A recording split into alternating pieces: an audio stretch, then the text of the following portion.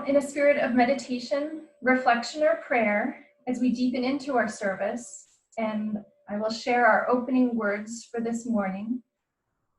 They come from poet Wendell Berry, from a poem entitled, they're excerpted from a poem, How to Be a Poet. To remind myself. Make a place to sit down. Sit down. Be quiet.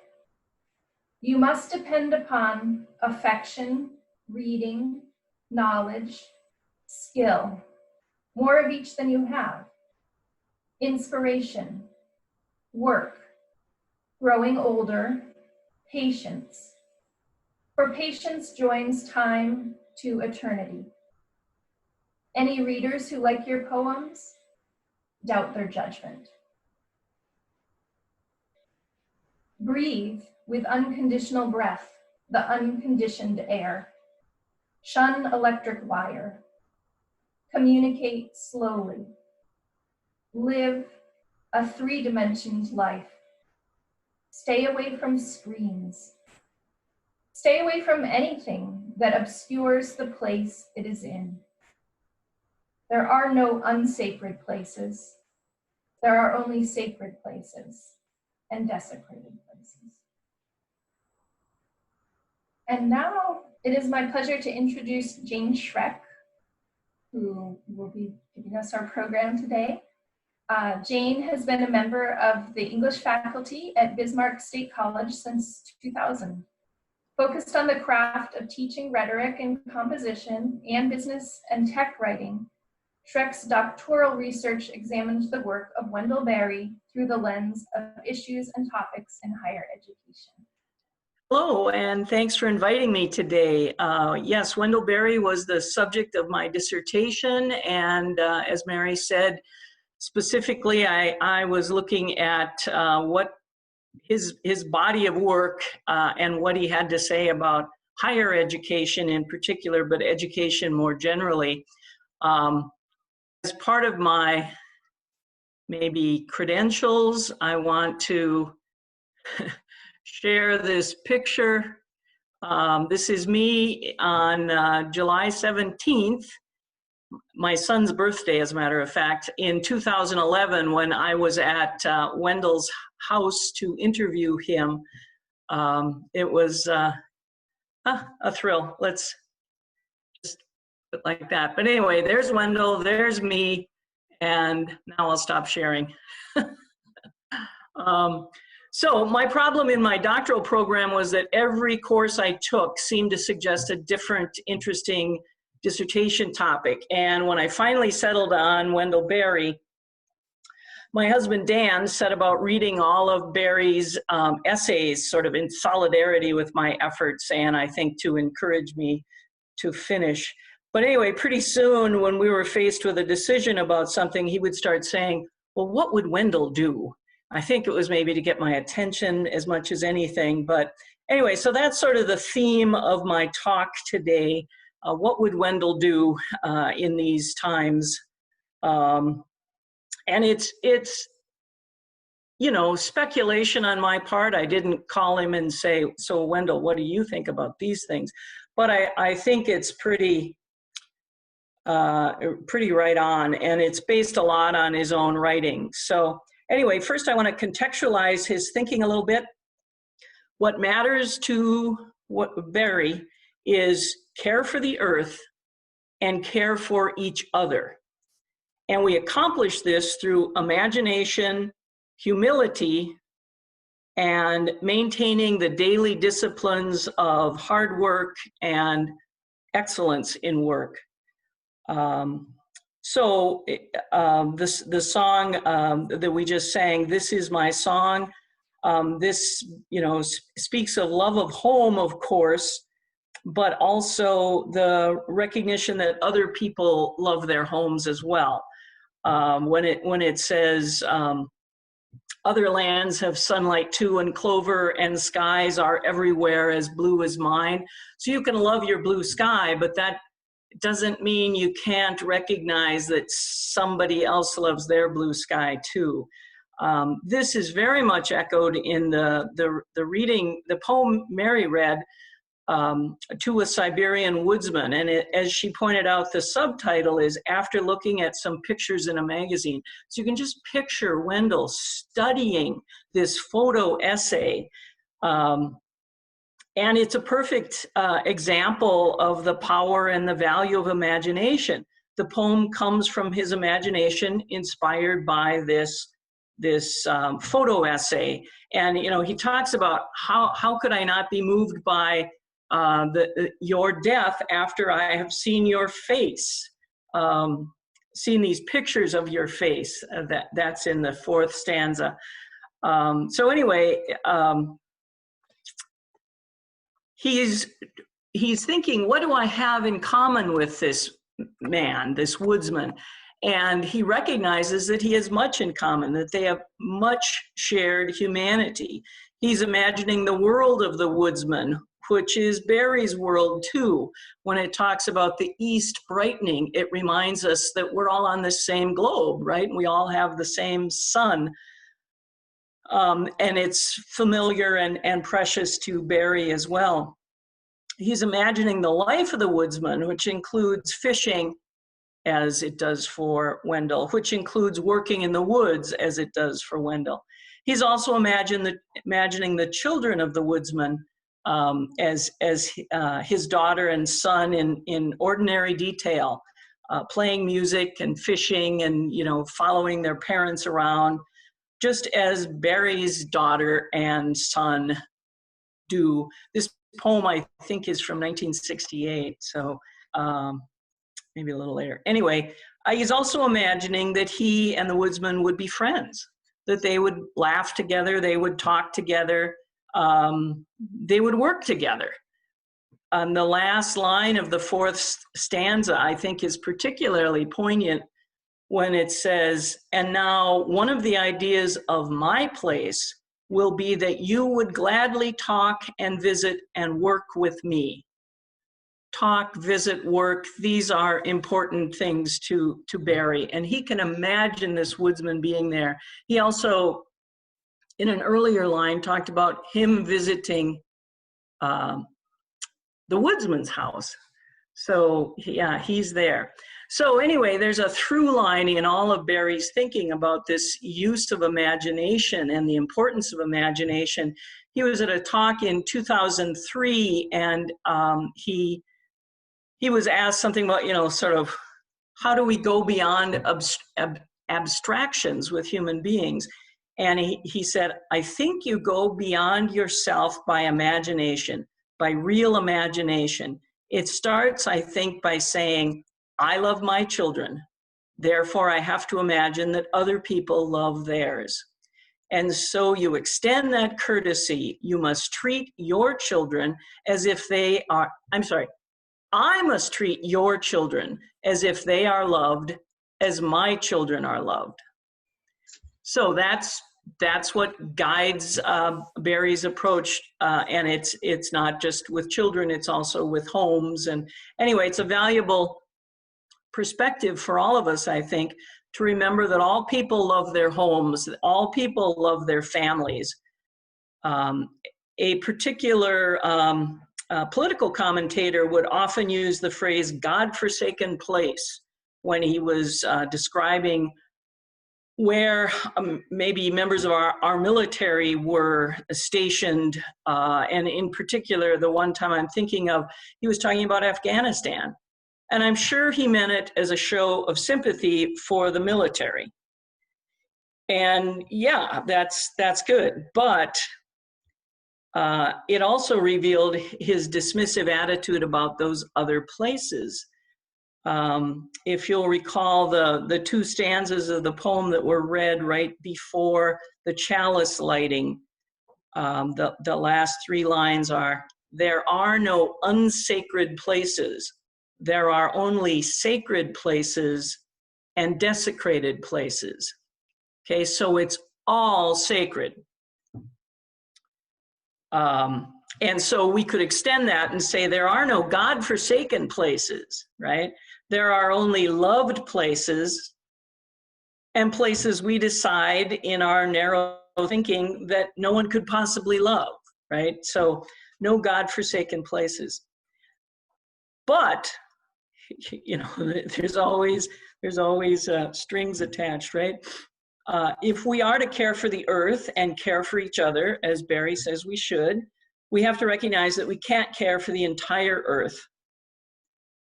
And we can't care for every person, right? So we can care for our homes and we can care for our neighbors and our family. And that might be as much as we can do. But if everybody is doing this, then the earth and all people will be cared for. But, and this is a huge, we need the imagination and the humility to grant that courtesy to other people, that they love their homes as much as we love ours, and that they love their neighbors and families as much as we love ours. So it all hinges on that humility and imagination. The closing reading today will be another of Berry's poems called Stay Home. It's kind of a cheeky thing, but it also, it seems appropriate in a time of pandemic to, you know, stay home. But also it expresses, again, that the Berry sees himself, the idea that he loves and is a part of his home, and that he wishes everyone could feel that way about their own home and not, you know, not follow him to his home. The line that gets repeated is, "You stay home too." Anyway, so we have a responsibility to remember that everywhere has blue skies, right? That everyone loves their children, loves their neighbors, or should be trying to love their neighbors, let's put it that way. And that deeply affects how we use the world, because we can't avoid using the world in order to live, right? So we should use it lovingly. And I've got a quote here for you. I think I can share. Oh, you're seeing me shuffle papers. Here we go. To live, we must daily break the body and shed the blood of creation. When we do this knowingly, lovingly, skillfully, reverently, it is a sacrament. When we do it ignorantly, greedily, clumsily, destructively, it is a desecration. In such desecration, we condemn ourselves to spiritual and moral loneliness and others to want. And I think that sentence there is so important to remember, that being greedy, being destructive, being ignorant, being clumsy, I mean, some of us can't help a little clumsiness, but that isolates us from our responsibility of care. And it also isolates us from care of other people, that they will have what they need as well. It's a delicate balance, of course, but, and then he adds, and these are both from the essay, The Gift of Good Land, we must not use the world as though we created it ourselves. I think that's such an important perspective to have in everything we do, in how we use the land, of course, but also in how we treat each other. So, all right, I'm gonna quit sharing that. All right, back to me, right? Okay, so now we get to, with that perspective of Berry's thinking, so what would Wendell do? What would Wendell do in a pandemic? Well, one of the things that struck me early on when the advice was wash your hands and don't touch your face is, really, this is all we can do? And then I thought, well, this is good advice in any time, whether there's a pandemic or not. And these are the daily disciplines, you know, hygiene and good practices that we need to do that keep us healthy, that keep us safe, all that sort of stuff. Then the directive came out that, well, yeah, maybe masks would be of help. Now, I don't know that Wendell wears a mask, but I did get a letter from him at the end of May, and he ended it by saying, I hope you all are being careful and staying well. So that suggests to me that, you know, he's might be wearing a mask, but whether he is or not, whether he knows it or not, it's a perfect metaphor for a key tension in Berry's thinking. He doesn't like to be told what to do. Some of that came out in the poem to the Siberian Woodsman, right? He values his freedom, but he believes that freedom is dependent on responsibility. There's a story called Nothing Living Lives Alone, and the narrator says about this young boy character, freedom, when it happened, was an interval with responsibilities at either end. He knew long before he understood or could choose to act on the knowledge that neither freedom nor responsibility existed alone or could exist alone very long, but that each depended on the other.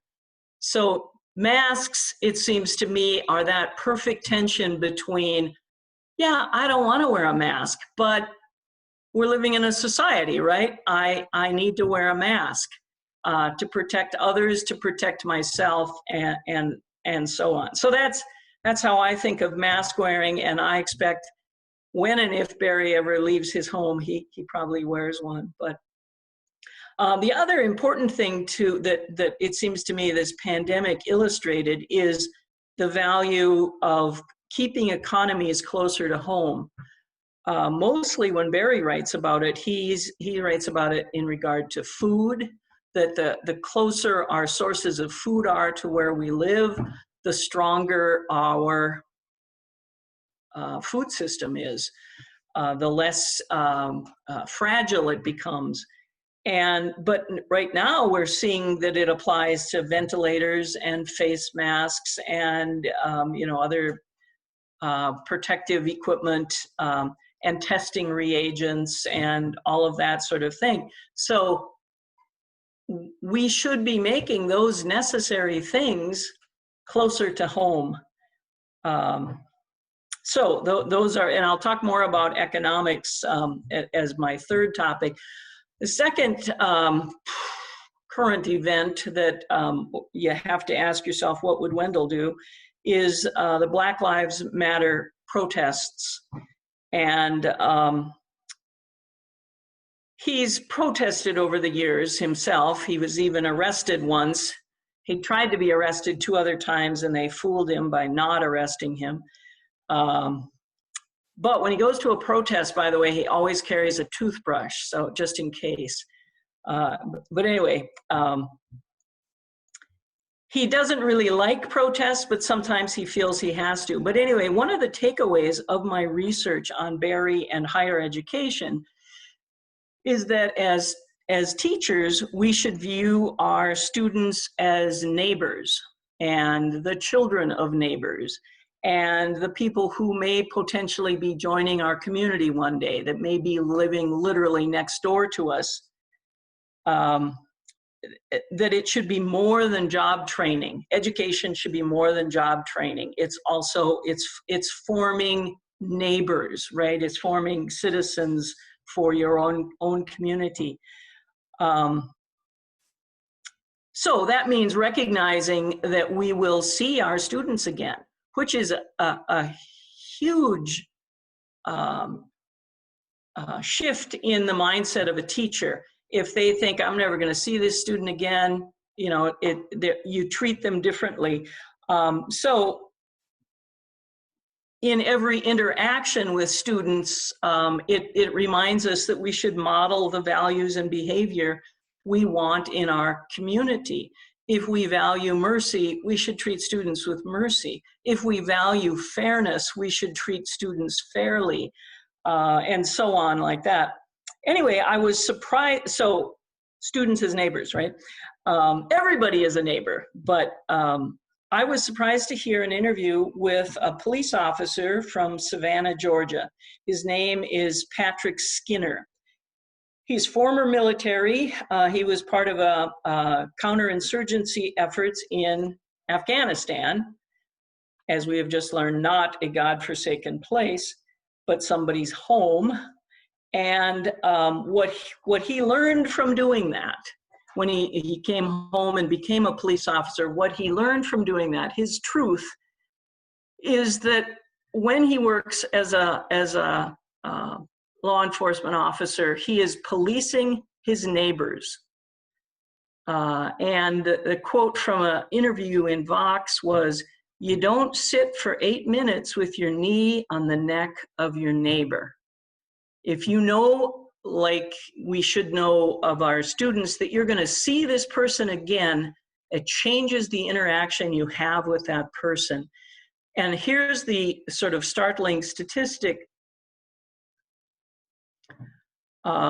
Only 8% of Minneapolis police officers live in Minneapolis.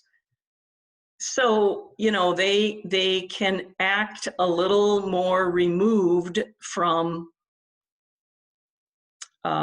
what they're doing, I guess. And so that was I think that's a valuable insight to have with law enforcement, that we should be policing our neighbors, not attacking enemies or trying to control enemies. And, you know, living in the community makes a big difference in that regard. Now, Wendell hasn't said that exactly, but is perfectly consistent with his thinking. And here's the other quote from Patrick Skinner that I liked from that same interview with Vox. "We all matter, or none of us do." It's very, very much echoing Martin Luther King's quote, "No one is free until we are all free." And it very much echoes Berry's quote, "No place on the earth can be completely healthy until all places are." That's why we have to be concerned about where everybody else is living and, you know, how they are caring for their homes. So anyway, I thought those three, the similarity of those three quotes was worth noting. Okay, then the third issue we need to talk about is economics, and I don't have a cure for this, and I don't think what we're in right now, I don't think Wendell honestly would have much of a cure, but he would say the right start is to keep our community as local as possible. I'm sorry, keep our economy as local as possible. We should add value locally to what is produced and not just ship everything off as raw material if possible. We should also serve local needs first.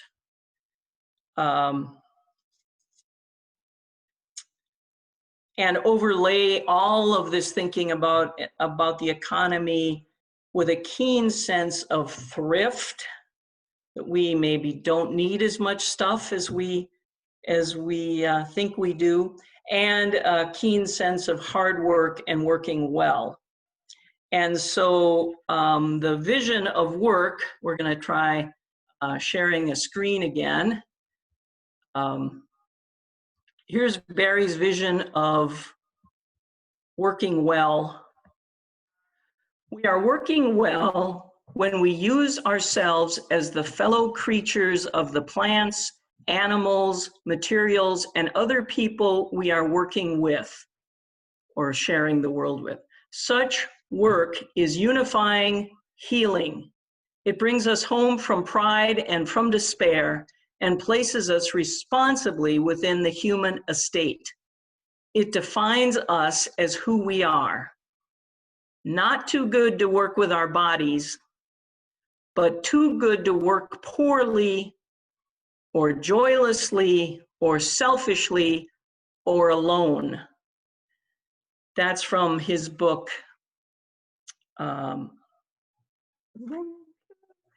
Unsettling of America, probably his most famous book. So regardless of the situation, whether it's good times or bad, happy days or a pandemic, you still should do the necessary work. You should wash your hands and not touch your face. You should work well. You should work with joy. You should work selflessly. And you should work with an awareness of your responsibility of care to those around you, to your community, to your neighbors. So here are our closing words that we used to extinguish the chalice this morning. Wendell Berry's poem, Stay Home. I will wait here in the fields to see how well the rain brings on the grass. In the labor of the fields, longer than a man's life, I am at home. Don't come with me. You stay home too. I will be standing in the woods where the old trees move only with the wind and then with gravity. In the stillness of the trees, I am at home. Don't come with me. You stay home too. Anyone without